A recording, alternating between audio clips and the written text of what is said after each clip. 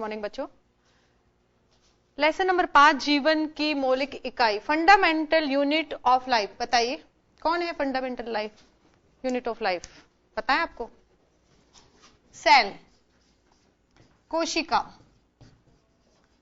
कोशिका क्या है? हमारे शरीर की संरचनात्मक और क्रियात्मक सबसे छोटी इकाई है और इसी से हमारा शरीर बना है। अभी हम कुछ वीडियो आपको दिखाएंगे क्योंकि लेसन हम पढ़ा चुके हैं आपको, तो आपको अच्छे से याद रहे इसके लिए वीडियो बता रहे हैं।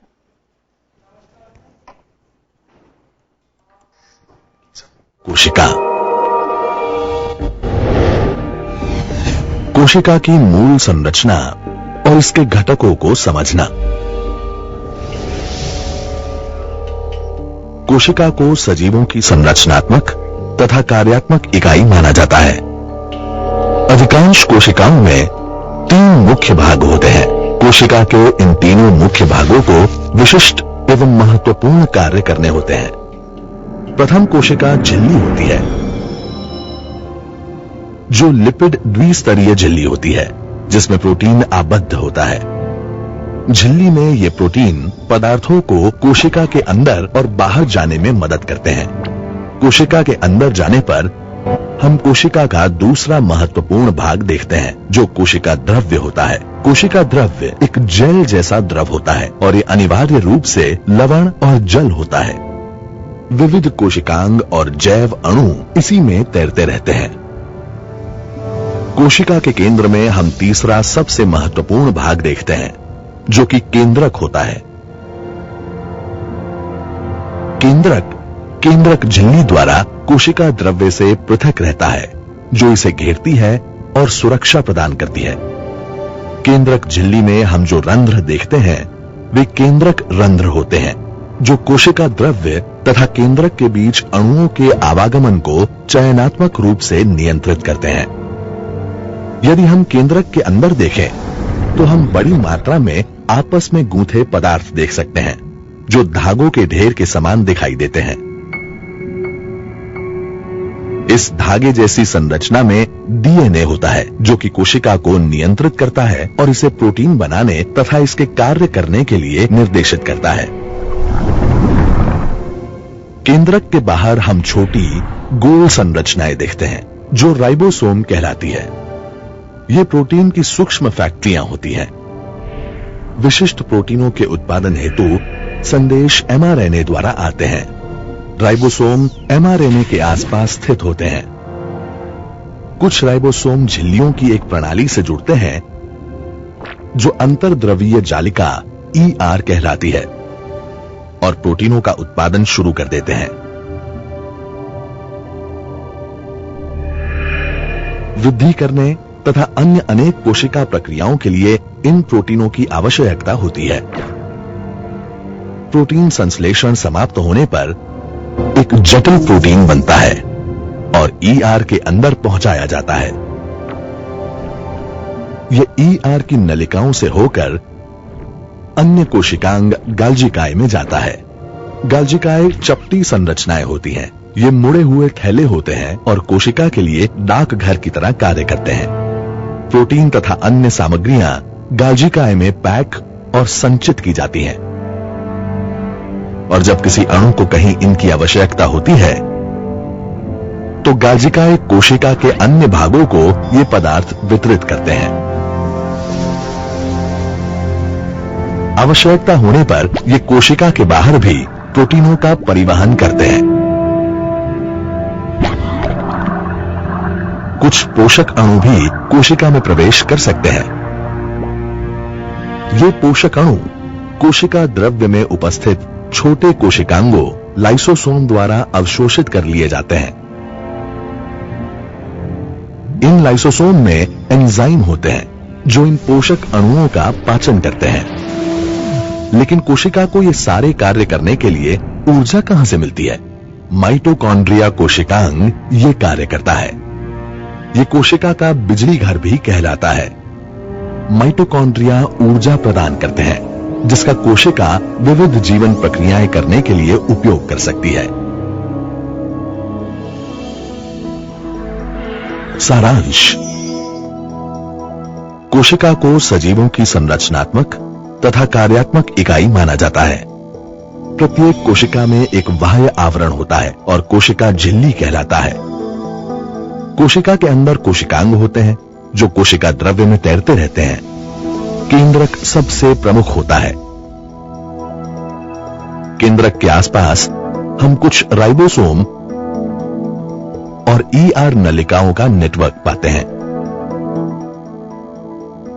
गाल्जिकाए और लाइसोसोम कोशिका द्रव्य में देखे जाने वाले अन्य कोशिकांग हैं। कोशिका में हम माइटोकॉन्ड्रिया भी पाते हैं जो कोशिका को आवश्यक ऊर्जा प्रदान करता है। हमें ज्यादा एफिशिएंसी की ओर ले जाता है। जो भी काम हो, लोगों का ग्रुप कोऑर्डिनेशन में इसे संभव बना सकता है। लेकिन एक टीम आमतौर पर एक लीडर के बिना अधूरी मानी जाती है। एक लीडर वो है जो न केवल गाइड करता है बल्कि टीम के अन्य मेंबर्स के कामों को नियंत्रित भी करता है। सेल के ऑर्गेनेल्स को समझने के लिए इसी एनालॉजी का प्रयोग किया जा सकता है। अलग अलग ऑर्गेनेल्स विशेष कामों के इंचार्ज की तरह होते हैं। और क्या आप गेस कर सकते हैं कि यहाँ कौन लीडर की तरह काम करता है? वो है न्यूक्लियस। आपने सही सुना। न्यूक्लियस हर एक ऑर्गेनेल का कंट्रोल यूनिट है। सेल के सेंटर में स्थित ये अन्य ऑर्गेनेल्स के कामों को नियंत्रित करता है। लेकिन वे अन्य ऑर्गेनेल्स की एक्टिविटीज को किस तरह कंट्रोल करता है? आइए इस वीडियो में इसे समझने की कोशिश करें। न्यूक्लियस को प्रमुख सेल ऑर्गेनेल का दर्जा इसलिए दिया जाता है क्योंकि इसमें ऑर्गेनिज्म का जेनेटिक मटेरियल होता है। अब ये जेनेटिक मटेरियल क्या हो सकता है? अगर हम इस न्यूक्लियस में जूम करें तो हमें उलझे धागों की तरह के स्ट्रक्चर दिखते हैं। क्या आपको पता है ये स्ट्रक्चर्स क्या हैं? इन्हें क्रोमेटिन फाइबर्स कहते हैं। क्या ये जरूरी है हमारे लिए किसी भी तरह से? जी हाँ, ये सबसे इंपॉर्टेंट हिस्सा है न्यूक्लियस का और यहां तक कि सेल का। वो इसलिए क्योंकि ये क्रोमेटिन फाइबर जेनेटिक मटेरियल को अपने अंदर बंद रखते हैं। जब ये सेल डिवाइड होते हैं तो ये लंबे धागे अपने आप में कॉइल होकर एक कॉम्पैक्ट स्ट्रक्चर बनाते हैं जिन्हें क्रोमोसोम कहते हैं। हमारे सामने शब्द अक्सर आता है। ये कुछ इस तरह दिखता है। ये क्रोमोसोम्स छोटे महत्वपूर्ण सेगमेंट से बने होते हैं। इन यूनिट्स को जीन्स कहते हैं। जीन्स सभी ऑर्गेनिजम्स में हेरिडिटी का आधार बनते हैं। इसका मतलब है कि ऑर्गेनिजम्स और उनके माता पिता के बीच में समानताएं और विविधताएं। एग्जाम्पल के तौर पर दोस्त और परिवार वाले बच्चों को देखकर क्या कहते हैं? वो बिल्कुल अपनी माँ की तरह दिखती है या वो अपने पिता की तरह है। ऐसा इसलिए है क्योंकि नए जन्मे बच्चों को अपने माता पिता से जीन्स मिलती है। अब हम थोड़ी और गहराई में देखते हैं। क्या आप बता सकते हैं कि जीन्स किससे बने होते हैं? जीन्स डीएनए के मॉलिक्यूल से बनी होती है। जी हाँ, आपने सही सुना। डीऑक्सीराइबोन्यूक्लिक एसिड यानी कि डीएनए जीन्स बनाते हैं। तो अब अगर हम उल्टा देखें तो हमारे पास डीएनए मॉलिक्यूल्स हैं जो फंक्शनल सेगमेंट्स बनाते हैं जिन्हें जीन्स कहते हैं। कई ऐसे जीन्स साथ मिलकर क्रोमोसोम्स बनाते हैं। हालांकि कॉम्पैक्ट क्रोमोसोम स्ट्रक्चर केवल तभी मौजूद होते हैं जब सेल डिवाइड होने वाला हो। तो आमतौर पर जब सेल रेस्ट या एक्टिव फेज में हो, सेल डिवीजन के अलावा तो क्रोमोसोम क्रोमेटिन नामक टैंगल्ड धागे के रूप में मौजूद होते हैं। दूसरे शब्दों में क्रोमोसोम्स और क्रोमेटिन एक ही है। जेनेटिक मटेरियल इन क्रोमेटिन धागों के रूप में बंद होता है जो न्यूक्लियस में मौजूद होते हैं। अब ये इस बारे में था कि न्यूक्लियस को प्रमुख ऑर्गेनेल क्यों कहते हैं, लेकिन क्या आपको कोई आइडिया है कि ये रेगुलेशन का सिस्टम कैसे काम करता है? न्यूक्लियस के अंदर जो जीन्स मौजूद होती है वो चुनिंदा प्रोटीन्स के लिए कोड करती है। ये प्रोटीन अलग अलग काम करते हैं जो सेल में हम देखते हैं। इसलिए इंफॉर्मेशन देना, कम्युनिकेट करना, यहां तक कि किसी स्ट्रक्चर को बनाने जैसे काम, ये सभी काम प्रोटीन्स करते हैं। इस तरह से न्यूक्लियस मदद करता है दूसरे सेल ऑर्गेनल्स के अलग अलग कामों को नियंत्रित करने में। अन्य ऑर्गेनल्स के विपरीत न्यूक्लियस का भी अपना मेम्ब्रेन होता है, जो अंदरूनी हिस्सों को बाकी साइटोप्लाज्म से अलग करता है। मेम्ब्रेन में हालांकि पोर्स होते हैं जो पदार्थों को उसके आर पार जाने की अनुमति देते हैं। इसके अलावा न्यूक्लियस का अपना न्यूक्लियोप्लाज्म होता है, जो बाकी साइटोप्लाज्म से थोड़ा अलग होता है।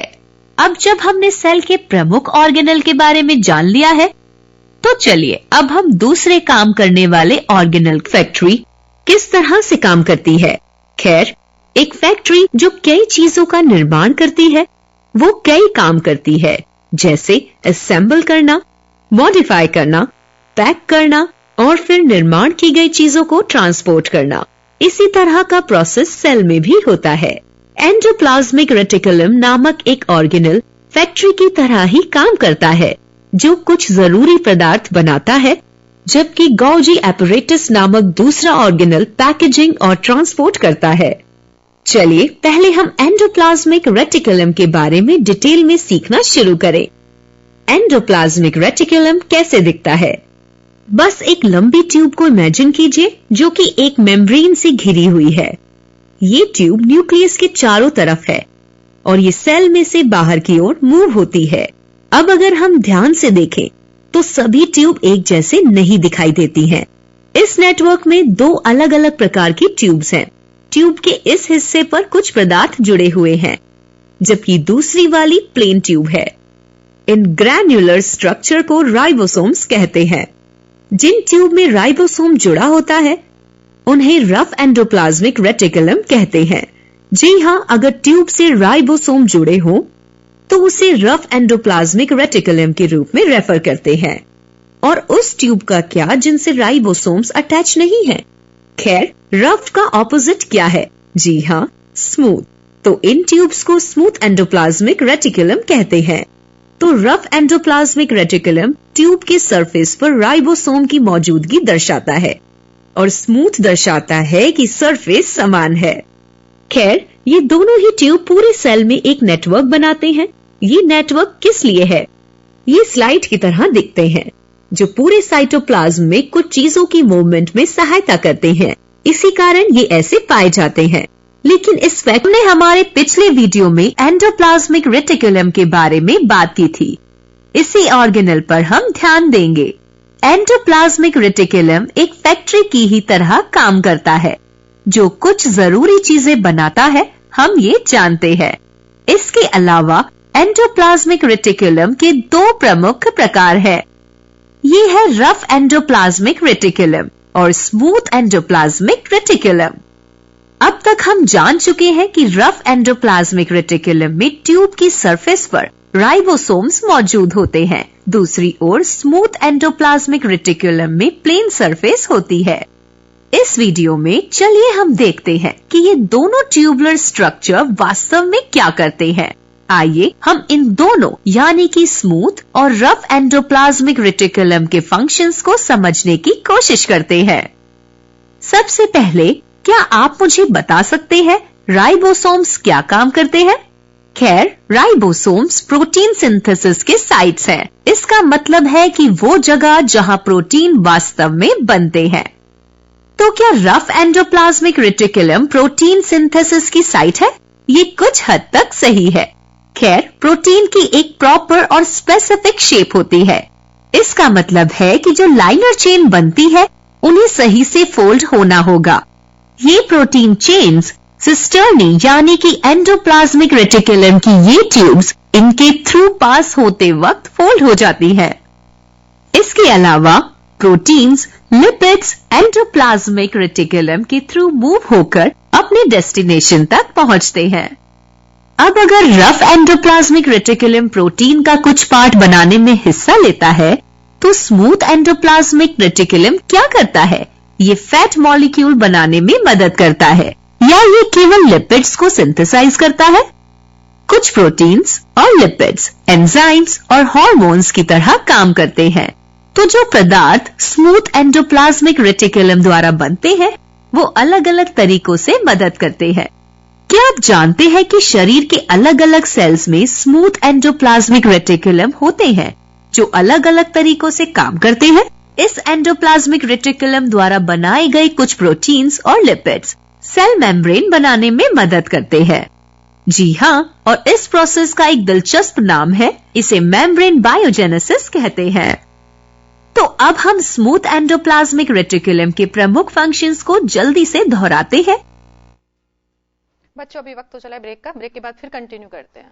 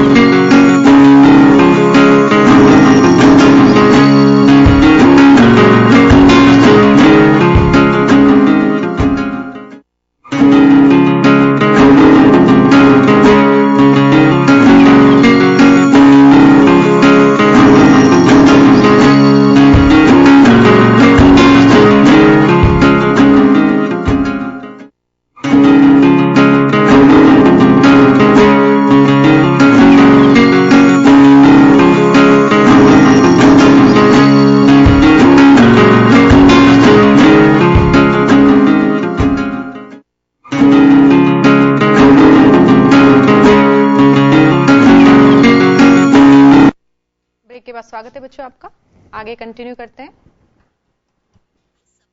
फैट मॉलिक्यूल्स बनाने में मदद करता है। ये कुछ प्रोटीन्स और लिपिड्स को भी सिंथेसाइज करता है जो एंजाइम्स और हार्मोन्स की तरह काम करते हैं।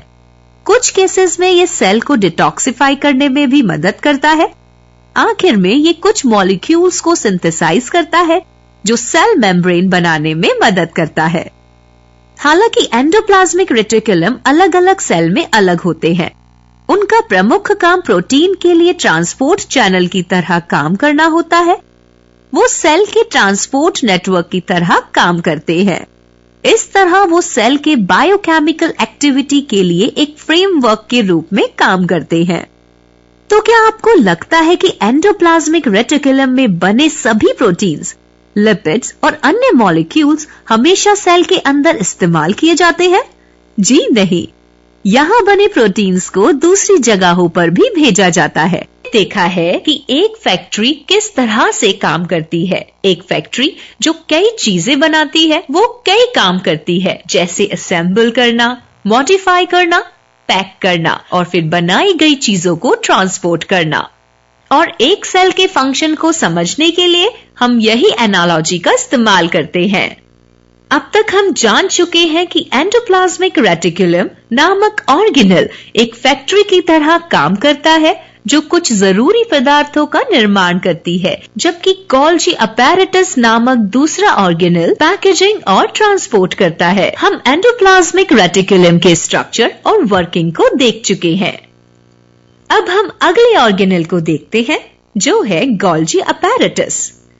इस यूनिट को सेल का मॉडिफिकेशन और पैकेजिंग यूनिट कहते हैं। इस अपैरेटस का नाम कमीलो गोल्जी के नाम पर रखा गया है, जो कि गोल्जी अपैरेटस को डिस्क्राइब करने वाले पहले व्यक्ति थे। उन्होंने इंडिविजुअल नर्व सेल को स्टेन करने का एक क्रांतिकारी तरीका ढूंढा और सेल के स्ट्रक्चर की पढ़ाई की। जिस सेल ऑर्गेनेल पर उन्होंने फोकस किया वो गोल्जी अपैरेटस था। लेकिन ये ऑर्गेनेल कैसे दिखते हैं? क्या आपने कभी पिचके हुए गुब्बारे देखे हैं?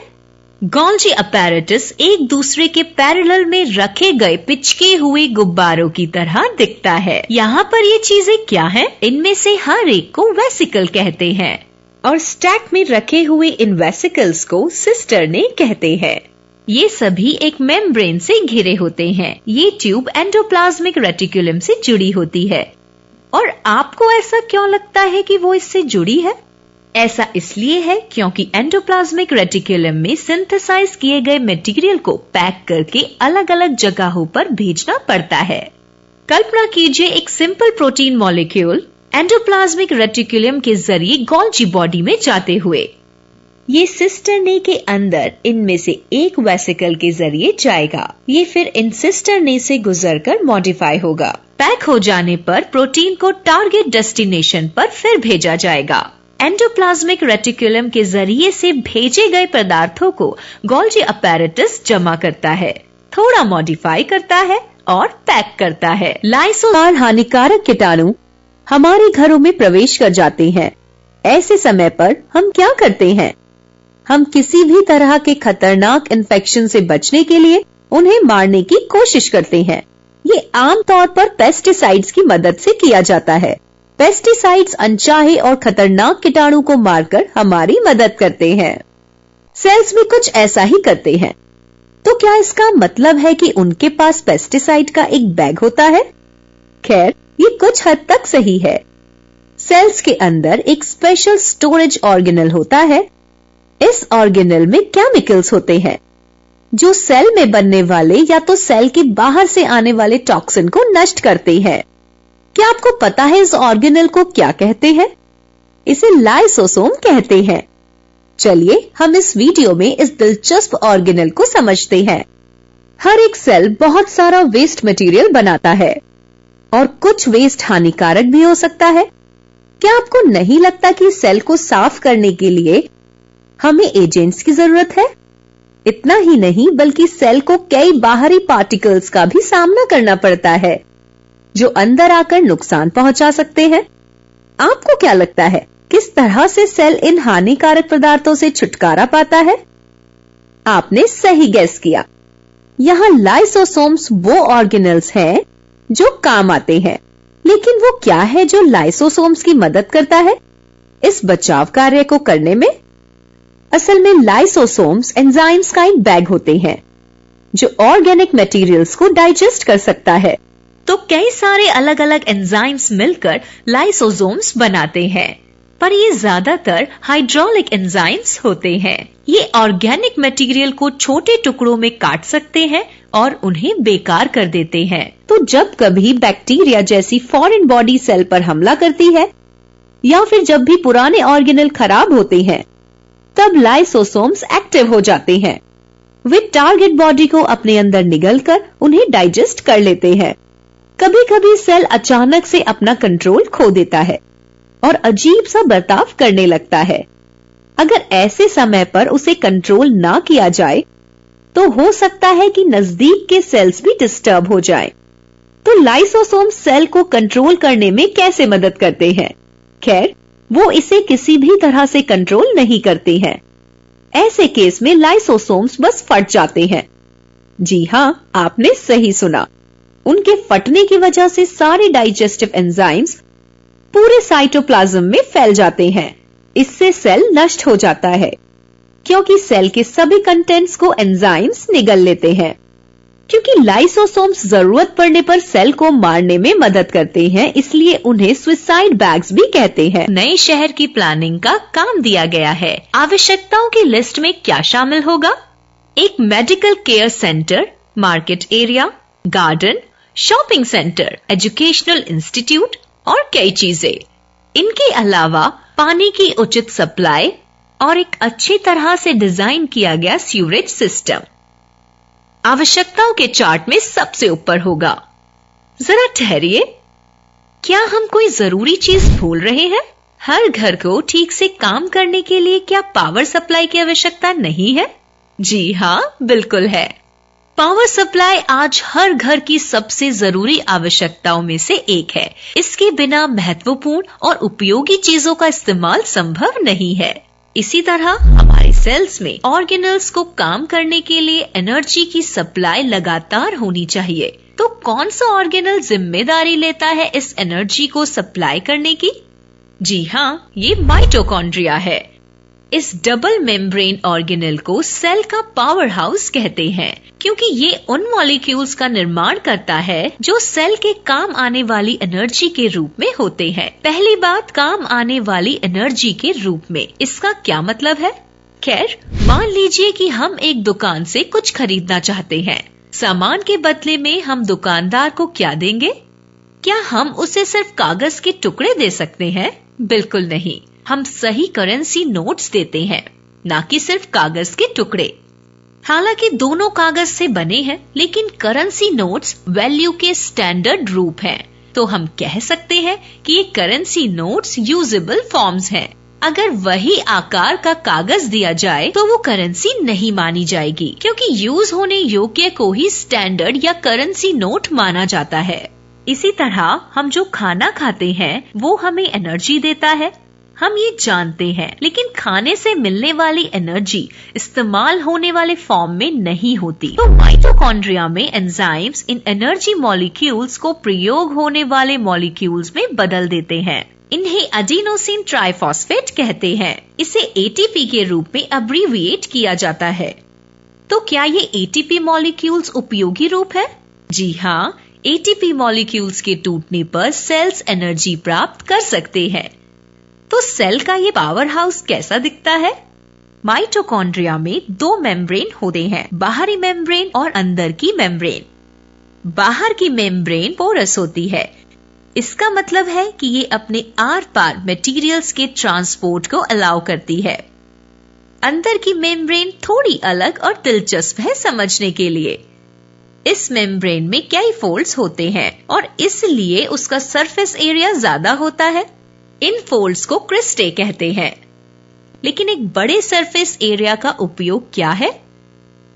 एक बड़ा सरफेस एरिया केमिकल रिएक्शन को जनरेट करने वाले एटीपी के लिए एक बड़ी बेस होता है, क्योंकि बड़े एरिया का मतलब है ज्यादा एंजाइम्स जो एटीपी प्रोड्यूस करेंगे। इस मेम्ब्रेन के अंदर के भाग में एक मैट्रिक्स होती है जिसमें एटीपी के प्रोडक्शन के लिए सभी आवश्यक एंजाइम्स होते हैं। जैसा कि हमने देखा, सरफेस एरिया जितना बड़ा होगा उतने ज्यादा एटीपी मॉलिक्यूल्स होंगे। इसके अलावा न्यूक्लियस की तरह ही ऑर्गेनेल का अपना डीएनए और राइबोसोम्स होते हैं। इसलिए माइटोकॉन्ड्रिया अपने खुद के प्रोटीन बना सकता है और अपने आप रेप्लिकेट भी कर सकता है। इसका मतलब है कि ये अपनी कॉपी खुद बनाता है, बिना दूसरे ऑर्गेनेल्स पर डिपेंड हुए। अब जब हम इस महत्वपूर्ण ऑर्गेनेल से परिचित हो गए हैं, चलिए हम सभी को हमारे आसपास साफ सफाई बेहद पसंद होती है। हम अपने डेस्क को, अपने घरों को और अपने आसपास की हर एक चीज को बहुत सफाई से रखते हैं, लेकिन एक ही दिन में बहुत सारा वेस्ट प्रोड्यूस करते हैं। फिर ये सारा वेस्ट कहाँ जाता है? हम अपने घरों और पर्यावरण को कैसे साफ रखते हैं? खैर, हमारे पास डस्टबिन्स हैं जो हमारे प्रोड्यूस किए गए वेस्ट को जमा करने में मदद करते हैं। डस्टबिन्स में सारा वेस्ट जमा होता है, जहां से उसे डिस्पोजल के लिए आगे ले जाया जा सकता है। हमें वेस्ट डिस्पोजल के महत्व का पता है। कभी सोचा है कि सेल किस तरह से जनरेट हुए वेस्ट को डिस्पोज करता है? क्या उसके पास कोई डस्टबिन है जो वेस्ट को जमा करने में मदद करता है? बिल्कुल, उसके पास है। प्लांट और एनिमल सेल्स दोनों में एक ऑर्गेनेल होता है जिसका नाम वैक्यूल है। ये वैक्यूल सेल के लिए स्टोरेज सेंटर की तरह काम करते हैं। ये सेल में सॉलिड और लिक्विड वेस्ट के लिए स्टोरेज सैक्स होते हैं। तो क्या सभी सेल्स में वैक्यूल्स की संख्या और साइज एक ही होता है? खैर, ऐसा नहीं होता। अगर हम प्लांट और एनिमल सेल को कंपेयर करें तो हम दोनों में वैक्यूल्स की संख्या और आकार के बीच के अंतर को देख सकेंगे। प्लांट सेल में बड़े और कम वैक्यूल्स होते हैं, जबकि एनिमल सेल्स में छोटे और ज्यादा वैक्यूल्स होते हैं। कुछ प्लांट सेल्स के केस में वैक्यूल्स एक सेंटर में हो सकता है जो आधे से ज्यादा सेल के वॉल्यूम पर कब्जा कर सकता है। दिलचस्प है ना? और वो कौन से पदार्थ हैं जो वैक्यूल अपने अंदर स्टोर करते हैं? वेस्ट मटेरियल के अलावा कुछ vacuoles amino acid, sugar, protein और दूसरे पदार्थों को भी स्टोर कर सकते हैं। तो वैक्यूल्स में वेस्ट मटेरियल के स्टोरेज का काम होता है, या कुछ केसेस में कुछ वैक्यूल्स जरूरी पदार्थ भी स्टोर कर सकते हैं। क्या वैक्यूल सिर्फ ये ही सब स्टोर कर सकता है? खैर, अमीबा जैसे लोअर ऑर्गेनिज्म के कुछ केसेस में स्पेशल वैक्यूल्स भी होते हैं, और ये किस में मदद करते हैं? ये फूड स्टोरेज में मददगार होते हैं। जी हाँ, आपने सही सुना। अमीबा और पैरामीशियम जैसे लोअर ऑर्गेनिजम्स में एक स्पेशल स्ट्रक्चर होता है जिसे फूड वैक्यूल कहते हैं। जो फूड स्टोरेज में मदद करता है। ये वो फूड वैक्यूल्स हैं मैं जिनकी बात कर रही हूँ। जरा रुकिए, तो फिर ये स्ट्रक्चर्स क्या हैं? ये भी इन वैक्यूल्स की तरह दिख रहे हैं। क्या ये भी वैक्यूल्स के ही प्रकार हैं? जी हाँ, ये स्ट्रक्चर्स भी वैक्यूल्स ही हैं। उन्हें कंट्रैक्टल वैक्यूल्स कहते हैं। जैसा कि कंट्रैक्टल नाम से पता चलता है, उनमें कंट्रैक्ट या श्रिंक होने की क्षमता होती है। ये वैक्यूल लिक्विड स्टोर करते हैं और जब वो पूरी तरह से भर जाते हैं तो वो कंट्रैक्ट यानी कि सिकुड़कर स्टोर किए गए कंटेंट को बाहर निकाल देते हैं। वैक्यूल्स अलग अलग ऑर्गेनिजम्स में अलग अलग प्रकार के काम करते हैं, इसलिए ये सभी तरह के सेल्स के लिए जरूरी होते हैं।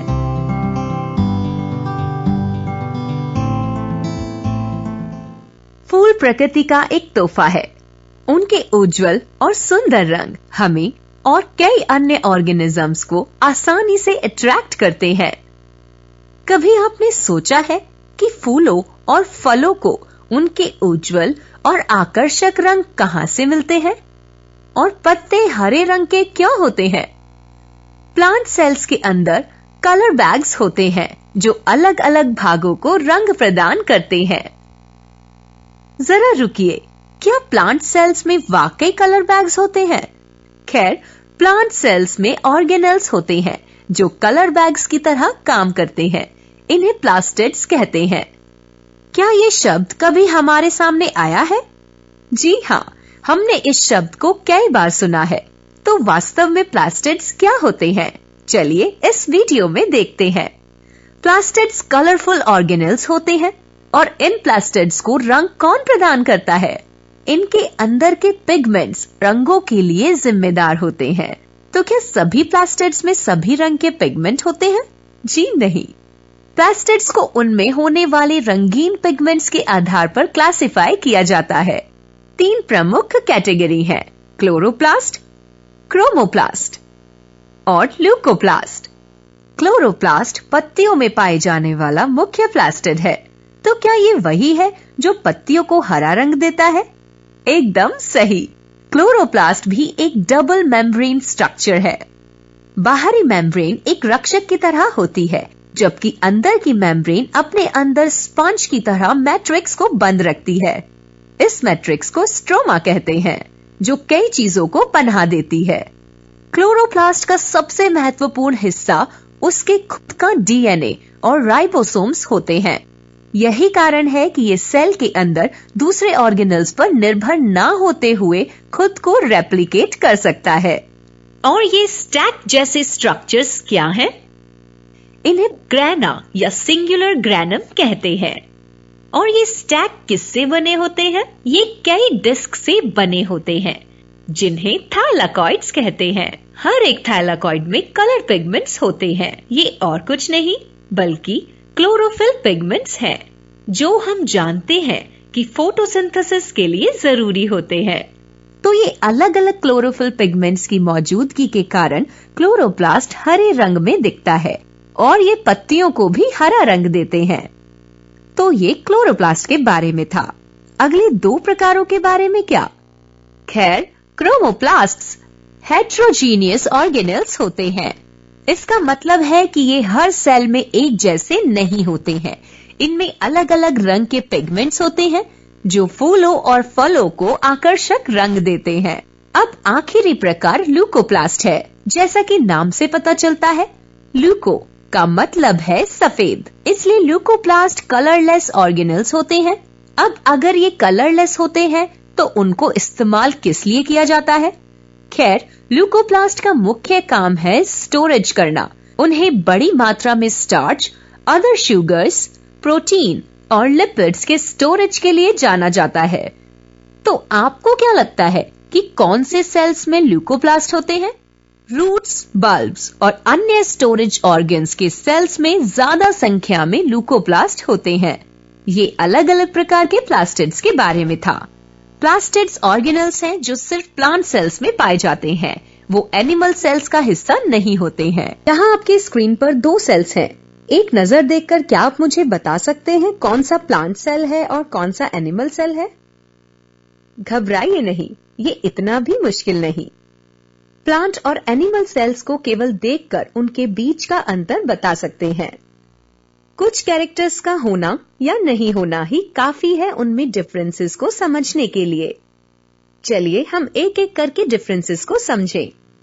अगर हम सेल के बाहर से उसके इनर कोर तक ट्रैवल करें तो पहला अंतर जो हमें दिखता है वो सेल वॉल है। प्लांट सेल्स में एक प्रॉपर और वेल डिफाइंड सेल वॉल होती है। दूसरी तरफ एनिमल सेल्स में किसी भी तरह की सेल वॉल नहीं होती है। उनके पास सिर्फ सेल मेम्ब्रेन होता है जो प्लांट सेल्स का भी एक हिस्सा होता है। सेल वॉल के वजह से प्लांट सेल एक सही आकार प्राप्त करते हैं। दूसरी ओर एनिमल सेल का एक सही आकार नहीं होता है क्योंकि उनमें सेल वॉल की कमी होती है। अगला अंतर है वो है प्लांट सेल में क्लोरोप्लास्ट का होना। ये हमने पहले भी पढ़ा है कि ये प्लांट सेल का ही ऑर्गेनेल है। ये एनिमल सेल में नहीं होता है। क्या अब आप तीसरे अंतर के लिए मेरी मदद कर सकते हैं? ये सही है, वैक्यूल्स का होना। प्लांट और एनिमल सेल दोनों में वैक्यूल्स होते हैं। हालांकि प्लांट सेल्स में वैक्यूल्स बड़े होते हैं जो सेंटर में होते हैं, जबकि एनिमल सेल्स में कई छोटे आकार के वैक्यूल्स होते हैं। सेंट्रल वैक्यूल सेल में ज्यादातर हिस्से पर कब्जा कर सकता है और दूसरे ऑर्गेनल्स को बॉर्डर की ओर धकेलता है। एनिमल सेल्स का मामला थोड़ा अलग होता है। यहाँ वैक्यूल्स आकार में बहुत छोटे हैं और पूरे साइटोप्लाज्म में बिखरे हुए होते हैं। इनके अलावा इन दो सेल्स में और बहुत अंतर होते हैं, लेकिन हम अपने हायर ग्रेड्स में उन पर एक नजर डालेंगे। अभी के लिए आप मुझे बताइए, क्या सेल्स का क्लासिफिकेशन बस इन्हीं बेसिस पर होता है? क्या वहां बस दो तरह के सेल्स हैं, प्लांट सेल्स और एनिमल सेल्स? कुछ देर के लिए सोचिए। इसका जवाब ना है। ये बस प्लांट और एनिमल सेल्स के बीच का अंतर था। ये वो तरीका नहीं जिससे सेल्स को क्लासिफाई किया जाता है। तो हम सेल्स को कैसे क्लासिफाई करते हैं? सेल्स दो मेजर टाइप्स में क्लासिफाई किए जाते हैं, प्रोकैरियोटिक सेल्स और यूकैरियोटिक सेल्स। ये हैं दो टाइप्स जिनकी हम बात कर रहे हैं। ये एक प्रोकैरियोटिक सेल है और ये एक यूकैरियोटिक सेल है। चलिए दोनों के बीच के अंतर को समझें। यहाँ प्रोकैरियोटिक नाम हमें इसके स्ट्रक्चर को जानने में मदद करता है। शब्द प्रो प्राचीन इंडिकेट करता है। शब्द कार्योन एक कर्नल को रेफर करता है जो कि इस केस में न्यूक्लियस है। तो क्या इन सेल्स में एक प्राचीन प्रकार का न्यूक्लियस होता है? खैर, इन सेल्स में वास्तव में एक अच्छी तरह से वेल डिफाइंड न्यूक्लियस नहीं होता है। क्या आप साइटोप्लाज्म में धागे जैसे स्ट्रक्चर को बिखरे हुए देख सकते हैं? ये कुछ और नहीं बल्कि न्यूक्लियोइड नामक जेनेटिक मटेरियल है। न्यूक्लियोइड हमारे सेल्स में न्यूक्लियस के समान होता है। इसमें डीएनए आरएनए के स्ट्रैंड्स होते हैं और इसमें सेल की जेनेटिक जानकारी होती है। अंतर केवल इतना है कि न्यूक्लियोइड का एक कॉम्पैक्ट आकार नहीं होता है और ना ही उसका प्रॉपर मेम्ब्रेन होता है। अगला स्पष्ट अंतर ये है कि ऑर्गेनल्स भी मेम्ब्रेन बाउंड नहीं होते। इसका मतलब है कि प्रोकैरियोटिक सेल में अलग अलग ऑर्गेनल्स के लिए अच्छी तरह से डिफाइंड मेम्ब्रेन नहीं होता है। दूसरी ओर यूकैरियोटिक सेल, जिसका मतलब है कि एक ट्रू न्यूक्लियस के साथ सेल, उसमें न्यूक्लियस और दूसरे ऑर्गेनल्स के लिए वेल डिफाइंड मेम्ब्रेन्स होते हैं।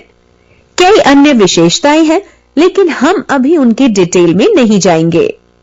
मुझे एक बात बताइए, क्या ये एनिमल सेल की तरह नहीं दिखता? जी हाँ, दिखता है, क्योंकि ये एक एनिमल सेल है। तो क्या यूकैरियोटिक सेल का एग्जाम्पल एक एनिमल सेल है? जी हाँ, दोनों ही प्लांट और एनिमल सेल्स यूकैरियोटिक सेल्स के कैटेगरी में इंक्लूड किए जा सकते हैं। तो प्रोकैरियोटिक टाइप में कौन से सेल्स होंगे? लोअर ऑर्गेनिज्म के सेल्स, जैसे कि बहुत से बैक्टीरिया, उनके पास प्रोकैरियोटिक सेल्स होते हैं।